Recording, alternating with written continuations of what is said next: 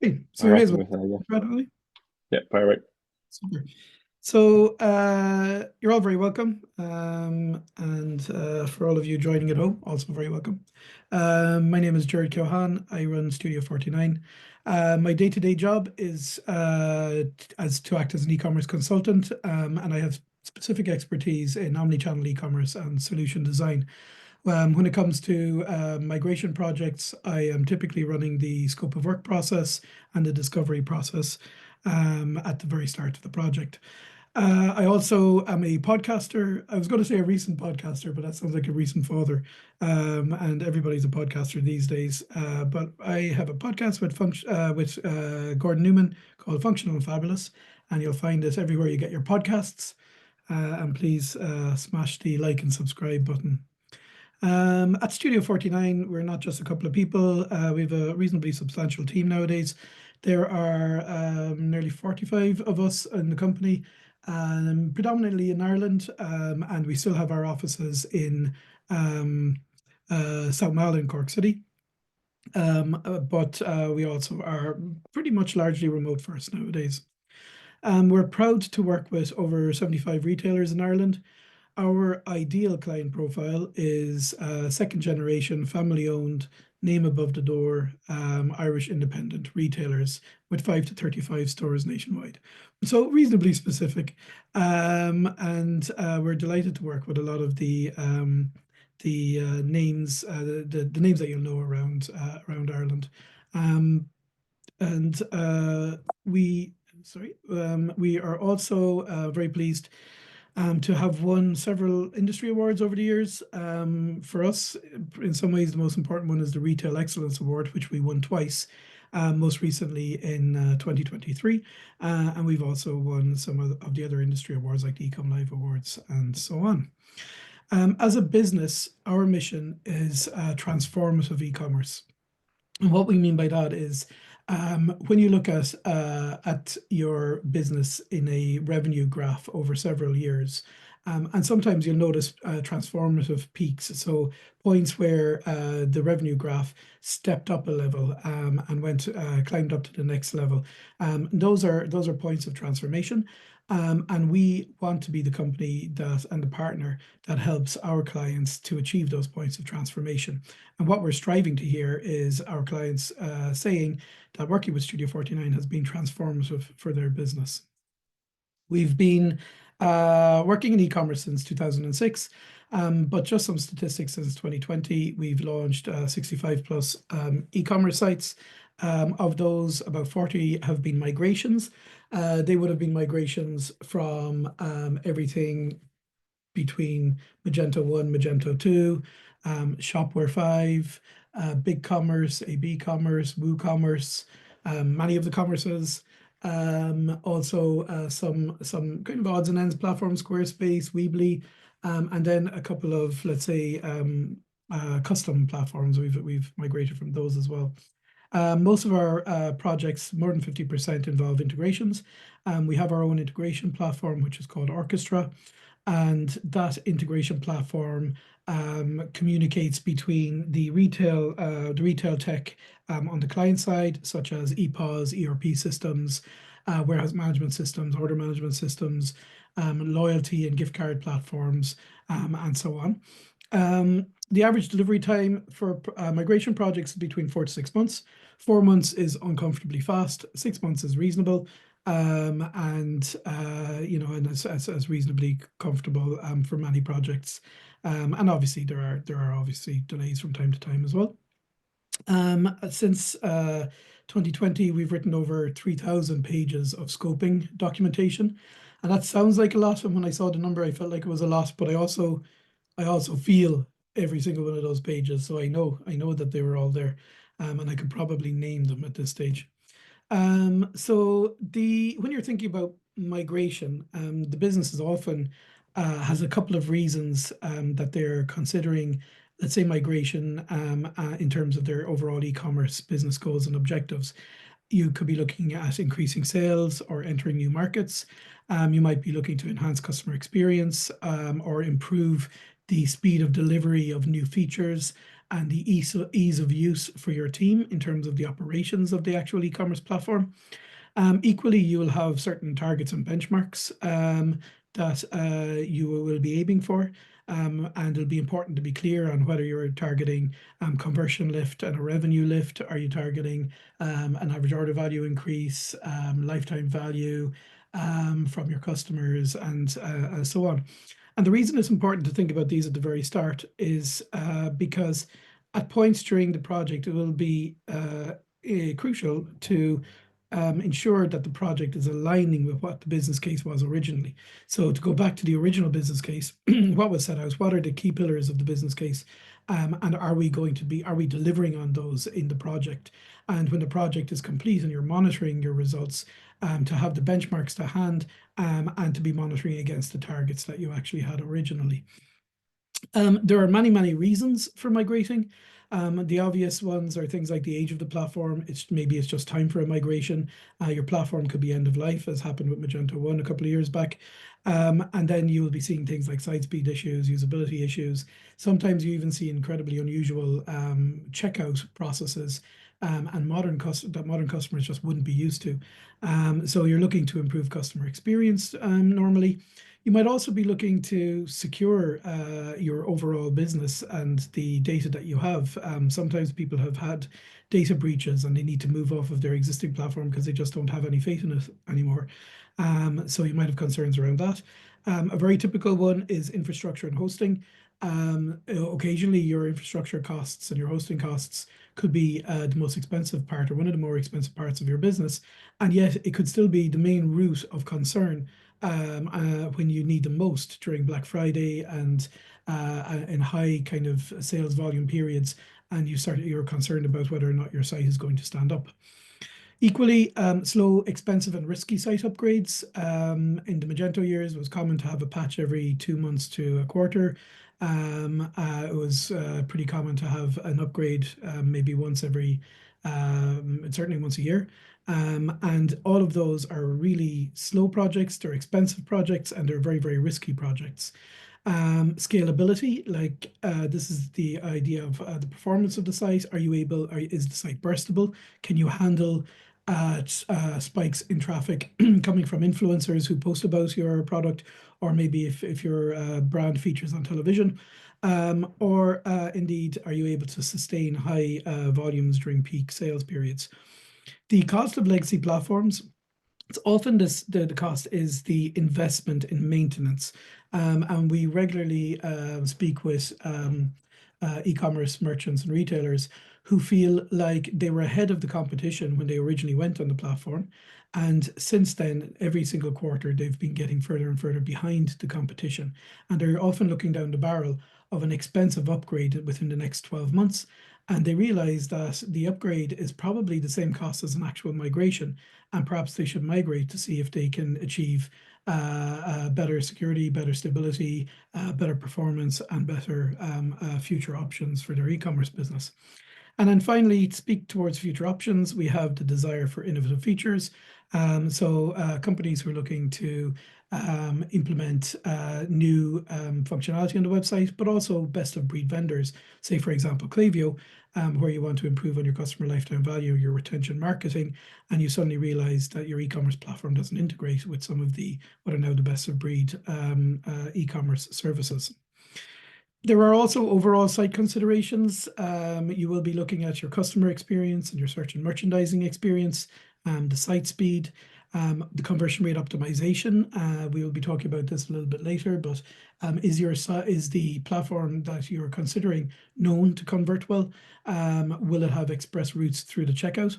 Are there ways to increase your average order value, such as cross-sells and bundling? Are you able to segment your customers and present information and product to them specifically, and what will the options for customer retention and customer lifetime value look like? So those are other things aside from, let's say, problems with your site, but you may be looking to improve. There are multiple types of migration. So we kind of break it into 3 areas: consult and configure. which is largely an out of the box Shopify theme. No custom UX design, using standard e-commerce features. We're configuring Shopify for you, and there is a very small or no migration and probably no integration. So that's kind of roughly a consult and configure type project. A standard migration will involve custom UX design and theme development. There will be custom features in there, like let's say maybe delivery notes, for example. You'll have a migration, and the typical migration would be products, orders, customers, and that migration might be thousands or tens of thousands of records. And then you'll have a potentially single system integration to an EPOS or an ERP. And finally, you've got an advanced migration where you have maybe a custom theme with a design system that needs to be respected. You might have an additional ideation phase for custom features that you need to work through the UX usability. There might be many complex features, and in terms of the data migration, in some cases you could be talking about millions of records. And millions of records take time to move. It has to be taken into consideration.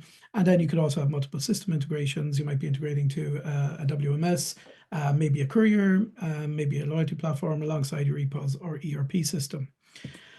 So what does the consult and configure / lift and shift look like? This is a lift and shift we did earlier this year.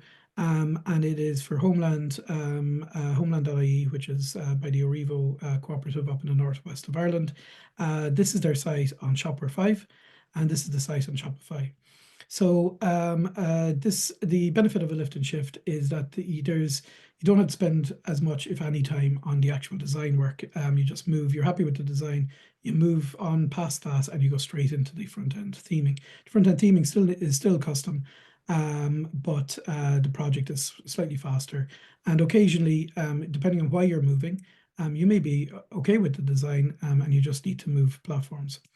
Alternatively, you might need a custom theme, such as the site that was built for Intersport Elverys earlier this year. So this is the Elverys on the old platform and Elverys on the new platform. And you'll notice, of course, that the new Intersport branding and design system was respected here and was very much involved or part of the overall design process. In terms of lessons and things to think about, one of the key areas is to reflect rigorously on the existing site. So review and document as much as you can about the existing site, features and processes. You need to be honest about it. You might think that things are, going to come out of the box on the next platform because you feel like, they should nowadays in e-commerce, but maybe they don't. So if you have a reliance on a particular feature, document it anyway, even if you think it's going to be there in the next platform. It's very likely in the next platform, it will be different and it will operate differently, and there might be some subtle gotchas. So you need to document that and handle those during the solution design process. Also, I would recommend you walk the store, as in go through the website, follow the customer journey. If there's any custom customer journeys, ensure that you screencast them so that you can always go back and say, okay, well, look, this is the way it worked previously. This worked for us. We would like to follow this particular route. So it's always useful to screencast a walkthrough of the store. Measure twice and cut once. This is really about the discovery process. It's an incredibly important part of the overall project. It's really important to invest in it. And a better discovering process and a better scope of work will equal a better site. So invest in this phase and treat the scope of work document that is produced as your Bible, as your project Bible and the documentation for the future. And obviously, don't forget your data. Data migration will be a critical part of the job. Not all data is equal. Not all data is clean. You will have skeletons in the closet, and those skeletons need to be left behind. You'll have rubbish in your data. You don't want to bring the rubbish with you. Make sure you leave it behind. Clean it now. Don't bring it. Don't be cleaning it in the next site, or even worse, having it interrupt processes on the next site.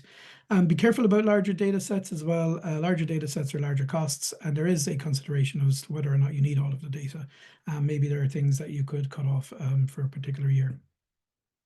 One word that I hear a lot is future-proof. People often want to future-proof their e-commerce platform. I think in reality, what people mean is flexibility. No platform is absolutely future-proof, but definitely some platforms are more flexible than others and will allow you to change and pivot your strategy easier in the future. I would avoid the temptation to use all the latest features and technology during the project. If these are new things, you mightn't have time to get up to speed with them. They mightn't even align with your business needs. So beware of the bells and whistles. Also, the platform itself will be the biggest future proofer. And you need to check out to see, is it a platform that will last? Does it have a roadmap? Is it funded? Is it successful? What is the ecosystem like? Are there many agencies that deliver and build for this platform? Does it have a lot of apps? Do the best of breed vendors integrate with the platform? Remember that there's no crystal ball, so you can't future-proof forever. So it is important at some stage to say internally even, okay, what's our return on investment timeline for this project? What time are we going to spread our capital expenditure over? It might be 2 or 3 years, might be 5 years. Certainly, you wouldn't expect to change a site within 3 years. The projects are so large that you could even get up and running again to make the change.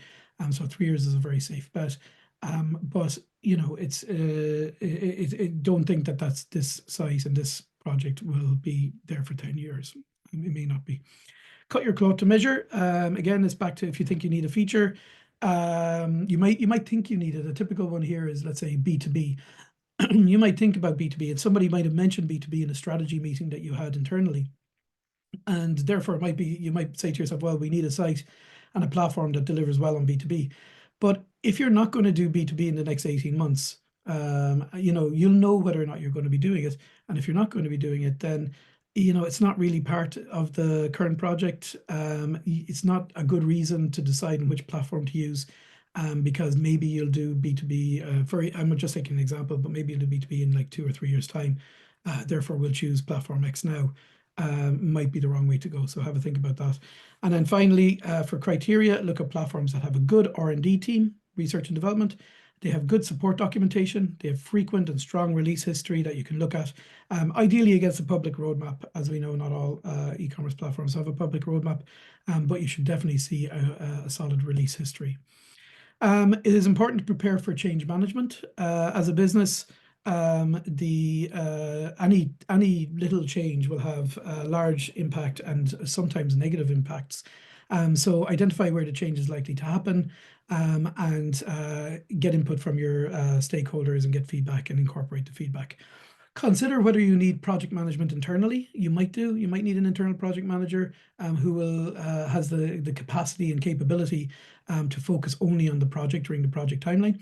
But also, while the e-commerce agency will have their own project manager, you also need to consider whether project governance is needed. Because if you've got a lot of teams of stakeholders like steering committees, IT teams, marketing teams, e-commerce teams, buying teams, and so on, all of whom want to have a say in what's happening, it'll take a project governance program to actually coordinate all of that information, collaborate with all of those people, and liaise between them in many cases. So that's something that you need to have a think about. Maybe just standard project management won't be enough. In terms of timelines, typically no shorter than 5 months. Can be up to 18 months for the overall project, because remember, it's not just the e-commerce migration piece that we worry about. You will also have your internal stakeholder engagements before you ever start, the requirements gathering, the RFP design, agency selection. You got to find people and talk with them and get costs and so on, discovery and e-commerce project, and then hypercare and the launch support and adjustments after the project is finished. So that can take, like, the actual project itself might be 6 months, but there could be 6 months on either side when you're doing other things related to the project.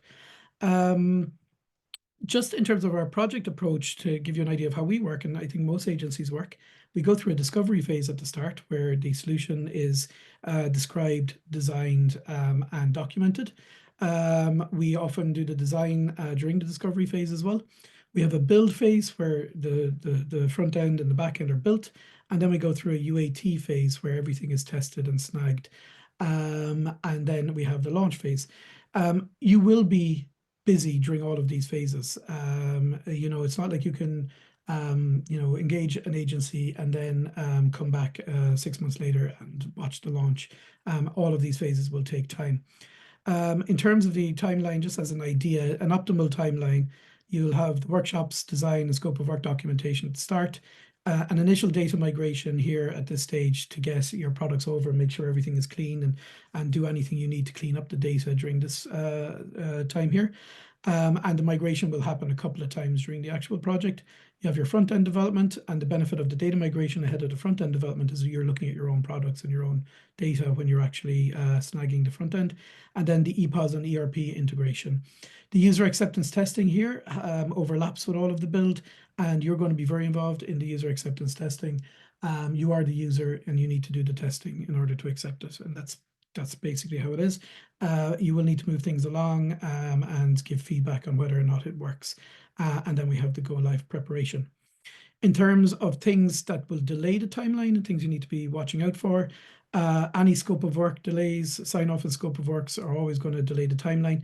One of the key things is third-party delays. So a typical thing would be getting the ERP system integrator involved and getting them to work with our timeline in order to get the project over the line. And you need to collaborate with them and line them up as well. Sometimes design can be delayed because people want to go through multiple iterations. The site can normally not be started until the design is complete. And then delays in user acceptance testing. If you're not ready for it, or you're busy, or you've got other things going on and you can't do the user acceptance testing, there could be delays in the project for that reason as well. Things to watch out for. Identify your stakeholders, understand who the project owner is, and get them to sign off. Get marketing and other stakeholders involved. Watch out for data management and input and snag list and user testing. Who's going to do all of this stuff? You need somebody to do it all, or somebody to do each part. And then in terms of when to launch, again, it's down to your business and you know it best. Sometimes there's only 2 launch windows per annum. It feels like sometime in April or May before the Christmas sales, or sorry, the summer sales, and sometime in August or September before the Christmas and Black Friday sales. You're going to have to line yourself up with those, and if you miss them, it could be a long window to get to the next launch time. Finally, launch day, you're going to need access to domain name records. You'll have final data migrations. You need to consider how that's going to operate. You might need to pause marketing while the site could be down and redirects are being set up. Consider whether a data freeze is required, and that can take a lot of management so like you'll have to stop putting data into one system and put it and freeze putting the data in there, and that causes issues around the timeline and the launch date and when exactly you should launch. Notifying customers, when to give them new passwords, etc. Backup and winding down the old site, important. Remember that you might need backups and order information from the old site. So how are you going to access all of that? After launch, continue to conduct your thorough testing. Watch out for SEO and PPC and monitor that. Watch out for site performance, obviously. Communicate with your customers, ask them how they find it, and maybe consider post-checkout surveys and things like that, just to get a feel for whether people are enjoying the site and able to use it. And even consider UX auditing using things like Hotjar or Mouseflow to screen record how people are actually using the site and did it achieve the things that you're looking to achieve. And then evaluate your success. So do go through a feedback session with your agency and check to see, did you hit the targets that you were hoping for. Beyond launch, it's time to invest in growth. Brad is going to talk a little bit to this, but you're moving because you want to grow and you want to get to a situation where you've got an e-commerce roadmap of new features that you're developing that will add revenue to your business over time. So this is the point where that comes into play. So that will be merchant success and performance marketing to bring traffic onto the website, e-commerce roadmap to develop features to improve trading and transactions on the website, and lifetime value, and so on. And that is me. I've gone slightly over time, but I'm delighted to introduce Brad now, who is going to take over and tell us a little bit about the famous TCO, total cost of ownership, versus the opportunity cost. Brad, I'll give it over. Very good. Thanks, Jer. So if you've ever tried to calculate the total cost of ownership for your platform or for Shopify, these next couple of minutes are for you. So hi, everybody. My name is Brad. I manage the sales and business development here at Studio 49. I joined the company about 3 years ago, starting on the marketing team, actually, both in paid social and data. Before that, I also worked as a marketing expert at Meta. So while you've been spending your time and money over the last 5 years on maintaining your site, such as security patches, upgrades, maintenance, hosting, infrastructure, your competitors on Shopify are likely investing theirs in growth. So this is an opportunity cost to you, making it a competitive disadvantage to not being on Shopify. But I suppose, have you factored that into your total cost of ownership calculator? The opportunity cost of not being on Shopify is immense, as they say themselves. There's a hidden cost to not using Shopify. Shopify isn't perfect, but we think it's the best of the batch. So the kinds of costs we typically consider here, to start, you have your platform fees and licenses, cost of development, and any more hidden costs like infrastructure, transaction fees, etc. Then you have the time cost and usability. So this comes down to how big of a team you need to manage your online store, whether or not simple changes to your site take ages, keeping you in the weeds and delaying real strategy improvement. All of this cost is an important factor in calculating TCO, but I suppose there's two other kind of opportunity costs that we'd like to consider as well. First of which is innovation. How much is the innovation of your competitors on Shopify costing you? It's often the early adopters who start out on legacy e-commerce platforms that end up lagging behind those on Shopify because of their resistance to change. And there's also the scalability and conversion. So, there's a question that you should ask yourself is, does your site struggle under the pressure of traffic and trading spikes? Jared's kind of touched on this already in terms of the migration. But there's a question to ask: Are you losing out on customers due to poor site performance during peak? Other couple ones are: how quick and seamless is your checkout, and what's your conversion rate itself? So when you calculate the typical total cost of ownership numbers, legacy platforms often come out costing a little bit more. For those who those are on open source platforms such as Magento 2 or Ecommerce, you might argue my platform is free. I think the missing thing here are those kind of hidden costs of the platform. So things like, do you have to pay for your own domain hosting? Are regular security patches and platform upgrades costing you money? Are you paying for third-party apps that are already out of the box with Shopify? Another one to ask is the code of your existing platform cumbersome and old, left behind by previous developers or agencies? Do you have an outdated payment gateway that has random extra charges or poor support? And then again, does it take a massive team to manage your site? And is their talent wasted on kind of menial tasks? Luckily, gone are the days where small changes like banner updates or product merchandising require a developer. At least that is the case with Shopify. The power has been now shifted back to the e-commerce team to focus on differentiating themselves from the competition. Shopify has an extensive and highly active community. Anyone who uses Shopify has definitely used them. I suppose because it's a fully hosted SaaS offering, you benefit from having built-in support. You know yourself, if you have ever seen the inside of a Shopify store, from the admin side, you'll see how easy and simple it is to navigate. So let's say you have a really strong brand and people would love to actually buy from you online, and you've gotten all that down. The question you'd ask is, can your site handle the spike in traffic and trading? Does it crumble under the weight of peak season? One thing as well I see is people, needing to take months and months and months to plan sales. Can you change details on your site, like layout, merchandising, content on the fly mid-sale? And another one which is really important is, how easily can you measure your growth in your platform in terms of analytics? Ultimately, you're likely losing out on conversion rate if you're not on Shopify. That's kind of the big kind of question here is conversion rate. Shopify by far has the highest converting checkout. Another good question to ask yourself is, how much is your current platform innovated in the last 5 years? If you think about how much Shopify has innovated in the last 5 years, imagine then how much further your competition is going to be in the next 5 years when they're on Shopify.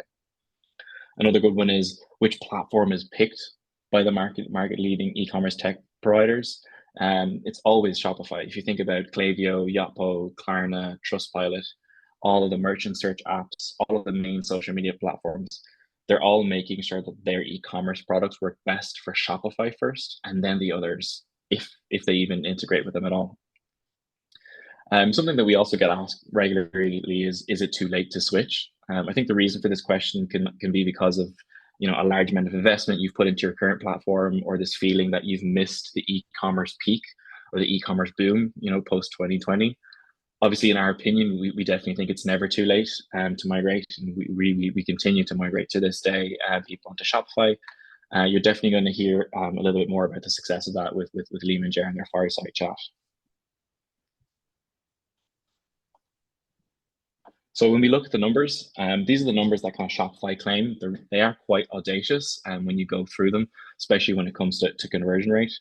But for us at Studio 49, what it really does is it solidifies what we're actually seeing concretely on a daily basis with our clients who've migrated.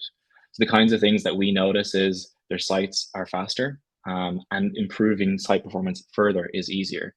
The build itself in terms of the front end is so much faster. I've seen front ends being developed in as quick as 7 weeks. We almost always see an immediate lift in conversion after site launch. Obviously, in the most recent case with Elverys, the improvement in conversion rate was 20%. The e-commerce team, who are using Shopify, they catch on very quick. It's a very easy and quick to use platform compared to their previous platform. I suppose instead of spending, 80% plus of their tech costs on bug fixes, our clients partner with us to spend their resources better, improving their site, and ultimately grow from the bottom line.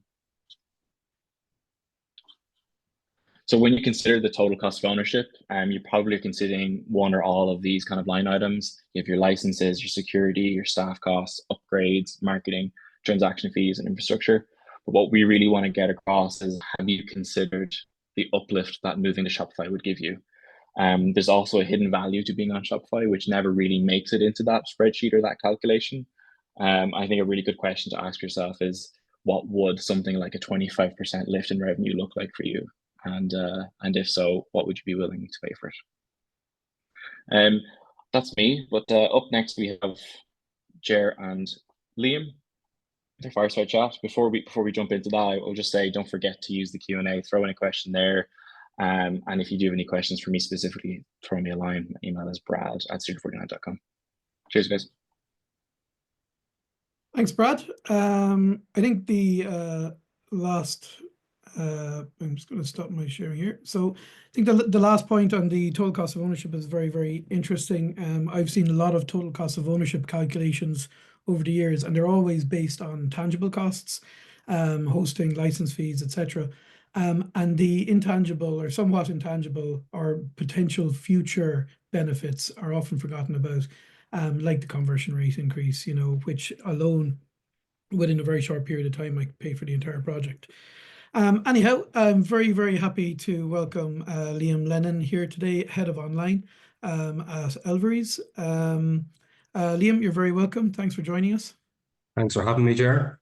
Presentation has been great so far, so I'm delighted to be here.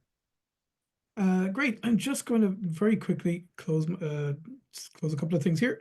So, Liam, I suppose one of the things that I found interesting when we were talking ahead of this call was the length of time the project took, and the fact, it was actually kind of a little bit of a surprise in some ways. Tell us about what the preparation for the project was, and what you thought about, and how long everything took. Yeah, look, I agree. I think when you actually kickstart the project and you start building and developing the site, the build time is actually quite quick with Shopify.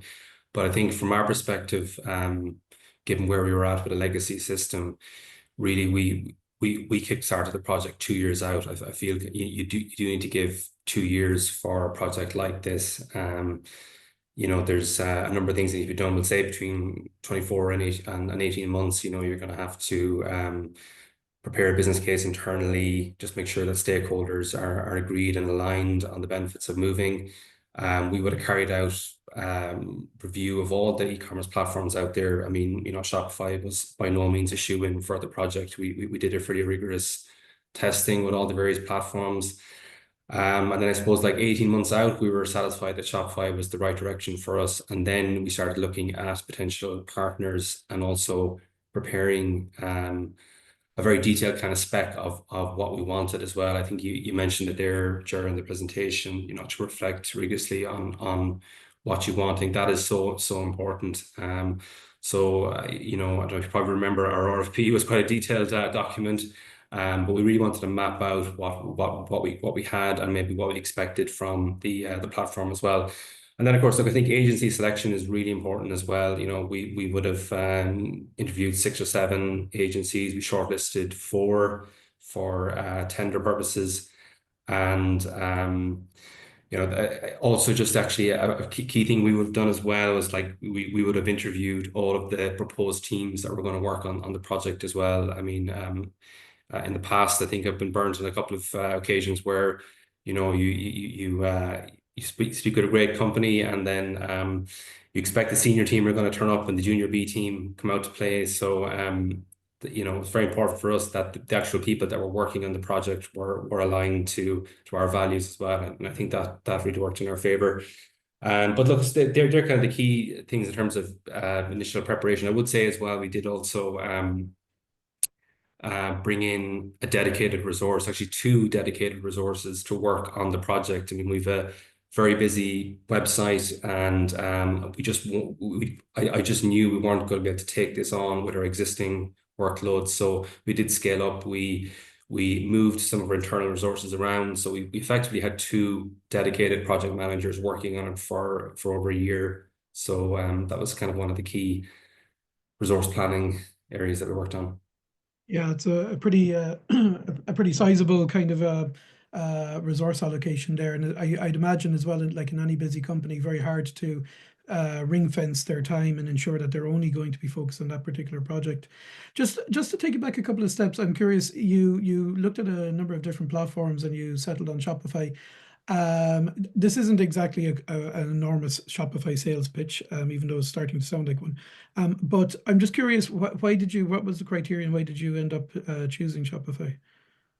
Yeah, like I suppose there's a number of reasons. I think the primary one, and we have to call it out, is the cost. Like right now, our total cost of ownership is actually very interesting. Listening to Brad there, our license fees are now probably 30% of what they were previously.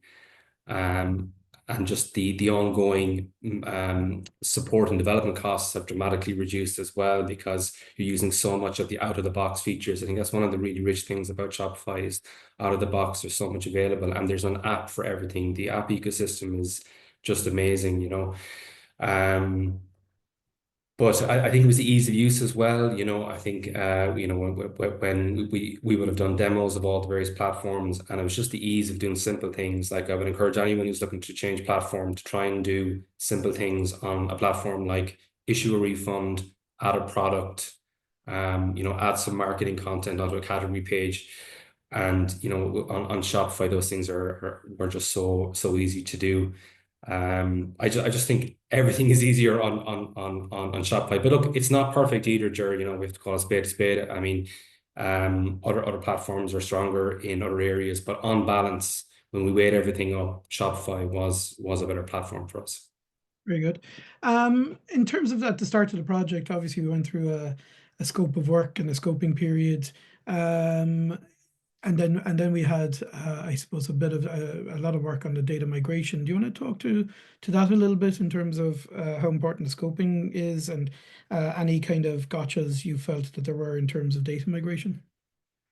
Yeah, I think if you're undertaking a large migration project, I think, as I said, it is really critical to have your homework done. There's definitely no point going into those workshops or scoping without having a very clear blueprint for what you want. So I think, look, the workshops that we would have had at the start of the project were really, really great. It allowed us we covered an awful lot of ground, and it was the blueprint, of course, for the final spec project. So that was hugely important, that we got everybody in a room and we got the expertise of the agency as well to propose solutions to the challenges that we had. So I think agreeing the spec and the scope of work is hugely important, just to avoid any kind of pitfalls further down the line. I mean, that's what you're trying to avoid. You're trying to avoid any kind of skeletons coming out of the closet. So that was really important. And I think the process we went through was very, very positive. In terms of kind of data migration, I think we were caught out with that. The data migration effort was greater than we anticipated. I think one of the challenges is actually trying to get the data out of legacy systems is very challenging. But of course, we weren't just updating our website. We changed our CRM platform at the same time. We changed our ERP system. We had new payment gateways. We had a new review engine. So there was a lot of data passing around. But look, in hindsight, it's something we probably could have spent a bit more time on. Or I think even the SEO migration, for example, we probably could have done a better job from our side on that. We probably didn't give it the proper attention, but that's one definitely that is more time consuming than you think. Yeah, there was definitely you definitely had a lot of things going on at the same time, and I think you mentioned that in the end it actually became more than just an e-commerce migration project, but it was a digital transformation project that you're kind of in the middle of. And in terms of the managing up to the actual migration and the date of migration, I mean, tell us a little bit about that. I kind of found that interesting. Were you surprised, or did you, was there more work involved than you thought, or? Yeah, definitely. There's kind of two things there, I suppose. Again, when you're trying to prepare that timeline for working back and when plan on going live, obviously we wanted to avoid going live around this time of the year. We wanted to go live in Q1 or Q2. So that was very important that we kind of tried to identify a quieter period for us and we work back from that month. But I think one thing as well that maybe caught us by surprise was when it comes down to the last 6 to 8 weeks, you're going to be managing two platforms, two websites, and there's a lot of work in that. We typically add about 250 products to our website every single week. We've got nearly 1,000 collections that we're managing, and they all require merchandising rules. We have probably 120 marketing campaigns a year, so they all have to reflect on both the old site and the new site as you're building it. So I would encourage anyone, just to factor in the last couple of months are going to be full on, and I think we were quite lucky. It was June, and we had a few interns working for us, which kind of saved us. So they did a lot of great work on adding content, but we definitely needed additional resources for that last six weeks, especially. And then I guess around the launch and post launch and so on, how did that work for you? Was this I remember, the launch itself, obviously, there's a whole time when you're trying to get the domains to line up and that sort of thing. But in the week or so following the launch, if I remember it as being reasonably calm, maybe I. Yeah. No, look, I think we were pleasantly surprised. I think some of the older crew in the business, they had a few hairy experiences in the past with migrations, but it actually was quite smooth. I think we had a great team on our side and on the agency side as well, Ger. So we did have a great team. We tested really, really rigorously as well, I think the last month.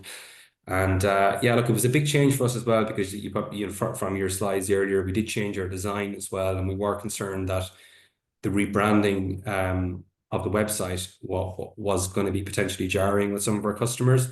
But literally from the first week, our conversion rate increased, bounce rates reduced. Overall the performance was really good. And again, we were keeping a close eye on our reviews as well and feedback, and the reviews are very positive. People said that the website was very easy to use. So it was surprisingly positive. We did, I suppose, further downstream, we had problems with when the orders hit our ERP system, but from a front end perspective, it was very smooth. I think as well, one of the things that I was really happy with as well is that I was concerned that it would take our own internal team time to fully learn how to use Shopify. But they really took to the platform like a duck to water. It's so intuitive. I was so impressed. There was, some of the people on the team that might be a bit more conservative in terms of how they work. They were finding new ways of doing things. It was just because there's brilliant user guides for Shopify, and so yeah, just the team really came up to speed very, very quickly. So that was really positive. Is that kind of an unexpected benefit in a way? Did you think like training would take ages and? Yeah, I did, because I remember even in the last few months when we were trying to agree some training plans with 2 to 49 team, and I think we only had maybe three half days in for training, and I said, God, I just don't think that's going to be enough. But no, I was surprised. The team, again, it's very simple. Anyone who's used the Shopify admin section will know how intuitive and simple it is to use. So that was a big benefit, I think, you know.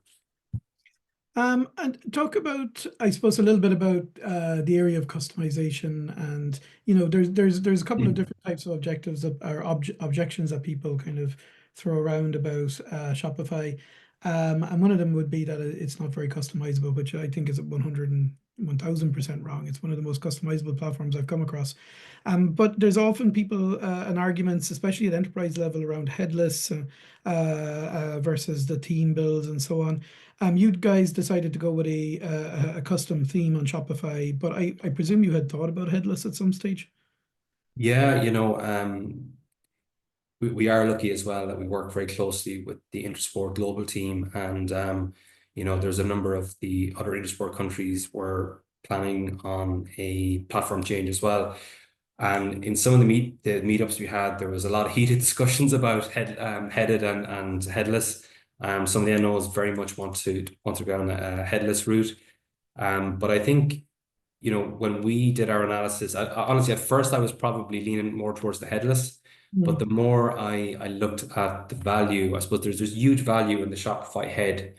And like that, there's so much out of the box that I just felt it was a far better approach. And I think, you know, history would tell me as well that trying to manage and maintain custom code and custom functionality is very, very tricky and very time consuming. So no, I think once we had a chance really to get under the bonnet of Shopify, we felt that the headed approach was going to work for us. Look, it doesn't work for everybody, but I think as well, you know, I'm not completely convinced about the people behind the headless community. I think like the likes of the Mac Alliance, I think there's a massive conflict of interest in the people that are really pushing the headless solution. There's been lots of case studies over the past year in particular of big companies that have gone down the headless route, and you know, they've admitted that it was a mistake. So it's something you really want to go into with your eyes wide open, I think.